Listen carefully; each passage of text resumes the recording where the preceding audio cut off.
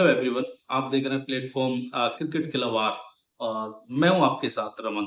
दोस्तों, आईपीएल और हार्दिक पांड्या दोनों से जुड़ी एक बड़ी खबर है और आईपीएल में भी गुजरात टाइटन हार्दिक पांड्या और गुजरात का क्या रिलेशन है, क्या संबंध है, इससे कोई आप ये कह सकते हो ये किसी से छुपा नहीं है। और अब इस फ्रेंचाइजी और मुंबई इंडियंस के मौजूदा कप्तान हार्दिक पांड्या के रिगार्डिंग जो खबर आ रही है बहुत ही शॉकिंग है। गुजरात टाइटन ने हार्दिक पांड्या को 440 वोल्ट का वो जो है 440 वोल्ट का झटका दिया है। और कैसे दिया है ये झटका?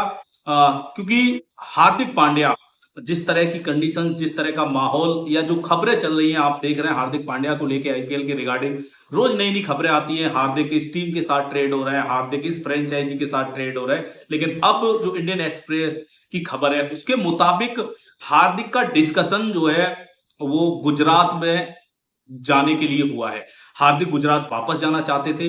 इसके रिगार्डिंग चर्चा शुरू हुई गुजरात टाइटन के मैनेजमेंट के साथ। और बताया यहां तक जा रहा है कि गुजरात टाइटंस ने जो है इसके रिगार्डिंग कप्तान सुमन गिल से भी बात की। और कप्तान सुमन गिल भी हार्दिक पांड्या की गुजरात में वापसी को लेकर बिल्कुल तैयार हो गए थे। लेकिन फिर उसके बाद ऐसा क्या हुआ जिसकी वजह से हार्दिक पांड्या गुजरात वापस नहीं आ पाए? ऐसी वो कौन सी शर्त थी जिसकी वजह से गुजरात के फिर से ना हो सके हार्दिक? और मुंबई इंडियंस के साथ जो उन्होंने कह सकते हैं कि पहले संबंध वो खत्म हुआ, फिर उसको कहीं ना कहीं रीजनरेट किया था। क्योंकि मुंबई इंडियंस से आईपीएल की शुरुआत करने वाले हार्दिक मुंबई छोड़ते हैं और जब गुजरात आईपीएल में अपना डेब्यू करती है तो वो कप्तानी करते हैं। चैंपियन भी बनती है इस बीच जीटी और सेकंड सीजन में रनर अप रहती है। लेकिन उसके बाद ये कह सकते हो आपके हार्दिक पांड्या फिर से री एंट्री मारती है मुंबई इंडियंस में एज ए कैप्टन। ये एक बड़ी शर्त थी। और यहां भी इस बीच जो ये चर्चा हुई है इसमें भी वो कप्तानी ही वो ऐसी शर्त थी या कप्तानी ही वो ऐसी बाधा थी जिसकी वजह से गुजरात में फिर से री एंट्री, फिर से री वापसी हार्दिक पांड्या की नहीं हो सकी। गुजरात टाइटन भी तैयार था, हार्दिक भी तैयार थे और कप्तान सुमन गिल भी हार्दिक की वापसी को लेकर तैयार थे। लेकिन शर्त हार्दिक की ये थी कि वो आएंगे तो गुजरात की कप्तानी ही करेंगे। लेकिन जीटी के मैनेजमेंट को ये बिल्कुल भी मंजूर नहीं था कि सुमन गिल को कप्तानी हटा के उस तरह की सिचुएशन क्रिएट की जाए जिस तरह की सिचुएशनों से आज मुंबई इंडियंस झगड़ रहा है। मुंबई इंडियंस का जो प्रदर्शन है वो आप सब ने देखा है। मुंबई इंडियंस के ड्रेसिंग रूम का जो हालत है वो हम सब ने देखा है। तो जीटी बिल्कुल ये नहीं चाहती थी कि सुमन गिल को कप्तानी से हटा के हार्दिक को कप्तान बना के इस तरह की सिचुएशन अपने ड्रेसिंग रूम में क्रिएट की जाए। ये वो वजह थी जिसकी वजह से जीटी ने हार्दिक को मना कर दिया।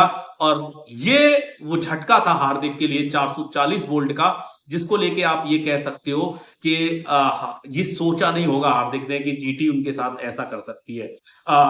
जीटी के जो मीडिया मैनेजर है उन्होंने इस पूरे वार्ता पे चर्चा करने से या बयान देने से इनकार कर दिया। लेकिन हार्दिक पांड्या के जो प्रवक्ता हैं उन्होंने ये जरूर कहा है कि हार्दिक पांड्या अभी कहीं नहीं जा रहे हैं और उन्होंने डायरेक्टली किसी के साथ चर्चा नहीं की है।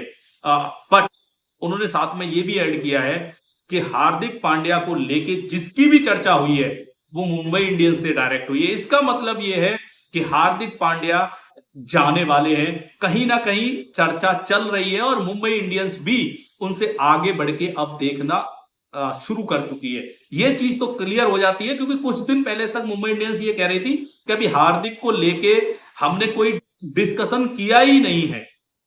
लेकिन हार्दिक के प्रवक्ता का यह कहना कि जो भी चर्चा हुई है वो मुंबई इंडियंस के साथ हुई है, ये बताता है कि हार्दिक पांड्या को लेके मुंबई में भी चर्चा हुई है, जीटी में भी चर्चा हुई है और चर्चा कई अदर फ्रेंचाइजी के साथ भी चल रही है। लेकिन सुमन गिल को जिस तरह से आशीष नेहरा और इस जीटी के मैनेजमेंट ने सपोर्ट किया है, एक्चुअल में देखो ये बनता है एक ऐसा प्लेयर जिसके रहते आप एक सक्सेस टीम बनी है। नो डाउट कि एक बड़ा योगदान रहा है हार्दिक पांड्या का।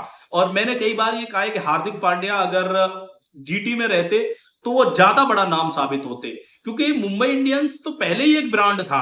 आप अगर जीटी में रहते, जीटी को विनर बनाते तो ये जो ब्रांड बन के तैयार होता ना, ये आपके नाम से होता, जो आज की डेट में शुभमन गिल के नाम से जाना जाता है। तो वो एक बड़ी अपॉर्चुनिटी हार्दिक पे थी, जिसको हार्दिक ने उस समय मिस किया। लेकिन कहते हैं ना, किस्मत और अपॉर्चुनिटी, किस्मत बार बार नहीं खुलती और अपॉर्चुनिटी भी बार बार नहीं मिलती है। तो वो अपॉर्चुनिटी हार्दिक ने मिस कर दी, और अब हार्दिक किस्मत के सहारे ये दूसरी अपॉर्चुनिटी जीटी के थ्रू बनाने की कोशिश कर रहे थे, उसमें पूरी तरह से शुभमन गिल के सामने फेल हुए हैं। और फेल इसलिए हुए कि ट्रस्ट दिखाया है अपने कप्तान, अपने प्लेयर पे गुजरात की टीम ने। फिलहाल दोस्तों, आपको क्या लगता है, अपने कमेंट्स जरूर दीजिएगा। अभी के लिए इस वीडियो में इतना ही। Thank you.